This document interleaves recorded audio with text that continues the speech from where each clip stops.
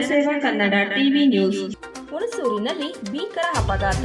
ಹುಣಸೂರು ಮೈಸೂರು ಹೆದ್ದಾರಿಯಲ್ಲಿ 2 ಕಾರುಗಳ ನಡುವೆ ಮುಖಾಮುಖಿ ಡಿಕ್ಕಿ ಹೊಡೆದ ರಭಸಕ್ಕೆ 2 ಕಾರುಗಳು ಜಖಂಗೊಂಡಿರುವುದು. 2 ಕಾರಿನವರು ಅದೃಷ್ಟವಂತರೇ, ಯಾರಿಗೂ ಕೂಡ ಪ್ರಾಣ ಅಪಾಯವಾಗಿಲ್ಲ. ಕೂಡಲೇ ಸ್ಥಳಕ್ಕೆ ಹುಣಸೂರು ಟೌನ್ ಪೊಲೀಸ್ ಅಧಿಕಾರಿಗಳು ಸ್ಥಳಕ್ಕೆ ಬಂದು ಸ್ಥಳ ಪರಿಶೀಲನೆ ಮಾಡಿ ಪ್ರಕರಣ ದಾಖಲಿಸಿಕೊಂಡಿದ್ದಾರೆ.